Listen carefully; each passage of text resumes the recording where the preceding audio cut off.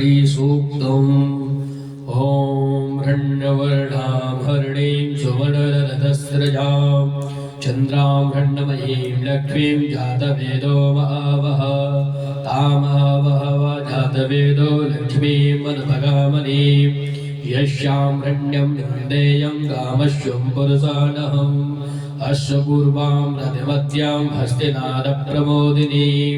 श्रियं देवीमपहोये श्रीर्मा देवी जुसुतां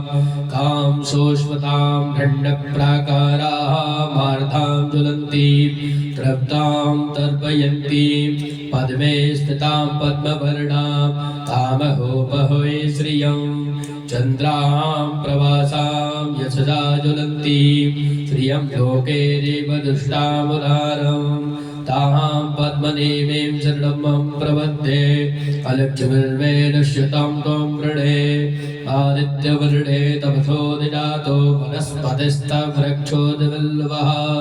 तस्य फलानि तपसा नुदन्तु मायान्तरायाक्षवाहीय लक्ष्मी उपैतु मां देवजगः कीर्तिश्च मणिनाशः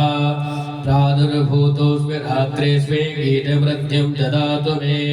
क्षुत्पिपासामलां ज्येष्ठामलक्ष्मीं नाशयाम्यहम् अबोधेमठवृद्धिं च सर्वानिर्णुतु मे गृहात् गन्तद्वारां दुरादर्शां नित्यपुष्टां करीशिरीं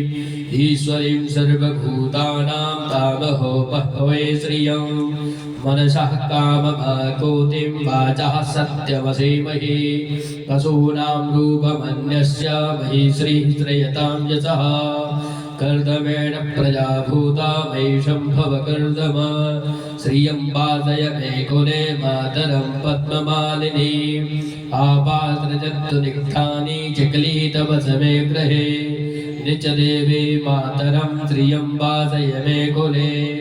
आर्धां पुष्करणीं पुष्टिं पिङ्गलां पद्ममालिनीं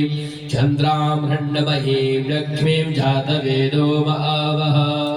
आर्धां यः कर्णीं यष्टिं सुवर्णां हेममालिनीं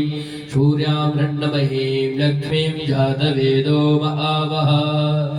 आर्धां यः कर्णी यष्टिं सुवर्णा हेममालिनीं सूर्यां हिरण्मयीं लक्ष्मीं जातवेदो महावः तामावहव जातवेदो लक्ष्मीमनुपगामिनीं यस्यां हिरण्यं प्रभूतं गावो दशस्वां विन्देहं पुरुषाणम् यः शुचिप्रियतो भूत्वा दुर्यादजमन्वहम् सूक्तं पञ्चदशर्चं च श्रीकामः शततं जपेत् ॐ श्रीश्च ते लक्ष्मीश्च पत्न्या बहोरात्रे पार्श्वे नक्षत्राणि रूपमस्मिनौ व्यातं इषडन्नेखाण भुम एखाण सर्वलोकं एखाणः ॐ महालक्ष्मी नमः।